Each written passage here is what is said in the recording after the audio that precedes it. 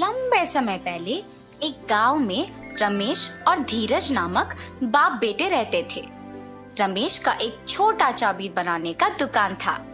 धीरज भी छोटी उम्र से अपने पिताजी के साथ रह के चाबी बनाना सीख के उनके साथ बनाता था। एक दिन धीरज और उनके पिताजी अपने दुकान में काम कर रहे थे जब एक आदमी आता है। मेरे घर का चाबी खो गया, मेरे साथ आके ताला खोलोगे? धीरज, बेटा तुम यही रह के दुकान को संभालो, मैं जाके घर का ताला खोल के आता हूँ। ऐसे कहकर उस आदमी के साथ जाता है। बहुत दूर चलने के बाद, यही मेरा घर है, ताला खोलिए। उसी गांव में पले पड़ने के कारण रमेश को उस गांव में रहने वाले सारों के घर अच्छे से पता था।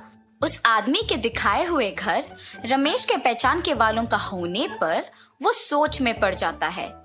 बाबू, जो चाबियां मेरे पास अभी है उनसे इस ताला को खोल नहीं पाऊंगा। दूसरे चाबियों का गुच्छा घर के पास है, जाके ले आते हैं। ऐसे कहकर उस आदमी को जमींदार के पास लेके जाता है। प्रभु, ये आदमी चाबी खोने का बहाना बना के मेरे पास आया है और मुझे कोई दूसरे आदमी का घर दिखा के खोलने के लिए कहा, इसीलिए मैं इसको आपके पास ले आया। तुम बहुत होशियार आदमी हो, इसीलिए इसको मेरे पास ले आ सके। ऐसे जमींदार रमेश की तारीफ करता है और रमेश अपना दुकान वापस चला जाता है। पिताजी, आपने ताला खोला? और जो भी हुआ धीरज के पिता उसे बताते हैं। धीरज, हमारे पास ताला बनवाने के लिए बहुत सारे लोग आएंगे बेटा। उनमें अच्छे और बुरे दोनों तरह के आदमी होंगे, इसीलिए हमें होशियारी से काम करना चाहिए। कुछ साल बाद धीरज के पिताजी का देहांत हो जाता है और धीरज अकेले ताला बनाते हुए दुकान चलाता है। धीरज कोई भी तरह का ताला बनाने के काबिल बन जाता है। एक दिन धीरज के दुकान को एक आदमी आता है। मुझे इस चाबी का एक नकल बना के दे सकते हो? जी हाँ, बिल्कुल, पर नई चाबी के लिए 500 रुपए लगेंगे। ठीक है, बना के दो। और धीरज वो नकली चाबी बना के देता है और गोपाल पैसे देके वहां से चला जाता है। अगले दिन भी गोपाल धीरज के पास एक और चाबी लेके उसी की तरह एक नया वाला बनाने के लिए कहता है। ऐसे हर रोज गोपाल एक एक चाबी लाके उसका नकल बनाने के लिए धीरज को पैसे देता था। वैसे एक दिन जब गोपाल नया चाबी बनवाने धीरज के दुकान पर आता है, आप हर रोज नई चाबियां बनवाते हो, इतने सारे नकली चाबियों का आप करते क्या हो? चाबियों को खोने का डर से मैं इन्हें ऐसे बनवाते रहता हूँ। ये कहकर चाबी लेके वहां से चला जाता है।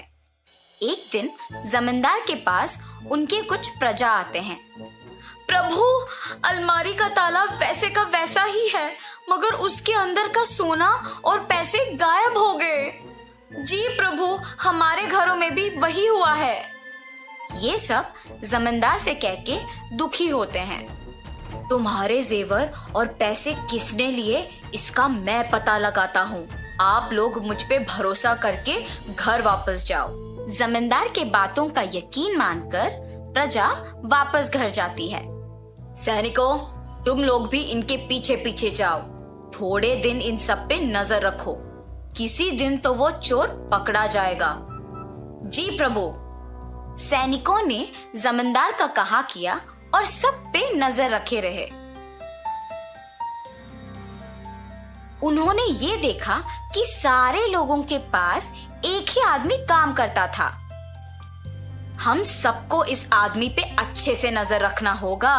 सही कहा तुमने, सबके पास एक ही आदमी काम कर रहा है। इसको खोए हुए जेवर और पैसों के बारे में जरूर कुछ पता होगा। एक दिन ऐसे ही वो आदमी एक और नकली चाबी बनवाने धीरज के दुकान को जाता है और उसके पीछे ही जमींदार के सैनिक भी जाते हैं। इसका नकली चाबी बना के दोगे? ठीक है, थोड़ी देर इंतजार कीजिए, बना के देता हूँ। धीरज चाबी को बनाते हुए सोच में पड़ जाता है। मुझे इस आदमी पे शक है, पर इसके वजह से मुझे बहुत पैसे मिल रहे हैं। वो इन चाबियों के साथ कुछ भी करे, मुझे क्या। और नकली चाबी बना के उसे देता है। गोपाल उसे पैसे देकर वहां से चला जाता है। सैनिक भी गोपाल का पीछा करते हैं और उस पे नजर रखते हैं। जब आसपास कोई नहीं होता है तो गोपाल असली चाबी को उसकी जगह पे रख के नकली चाबी से तिजोरी खोल के उसमें से सब कुछ चोरी कर लेता है। और ये देखते ही सैनिक उसे और नकली चाबियां बनाने के लिए धीरज को जमींदार के पास ले जाते हैं। धीरज, क्या तुमने गोपाल के लिए नकली चाबियां बनाई? जी प्रभु, मैंने गोपाल के लिए बहुत सारी नकली चाबियां बनाई। और तुमने क्या एक बार भी उसकी नीयत के बारे में नहीं सोचा? मुझे माफ कर दीजिए प्रभु, मैंने सिर्फ पैसों के बारे में सोचा है। पैसों की आशा में मैंने गोपाल पे आए हुए शक को भी नजरअंदाज कर दिया।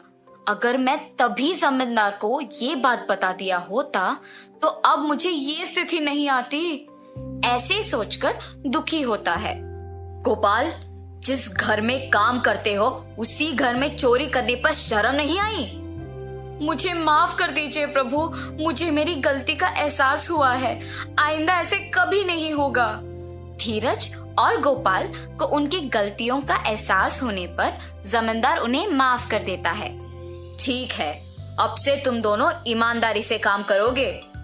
जी प्रभु, अब से मैं पैसों की आशा के लिए गलत रास्ता नहीं पकड़ूंगा और अपना काम इज्जत से करूंगा। अब से मैं किसी को भी धोखा नहीं दूंगा और ईमानदारी से काम करूंगा। ऐसे धीरज और गोपाल अपने अपने काम इज्जत और ईमानदारी से करते हुए खुश रहते हैं। तो इस कहानी का नैतिक क्या है बच्चों?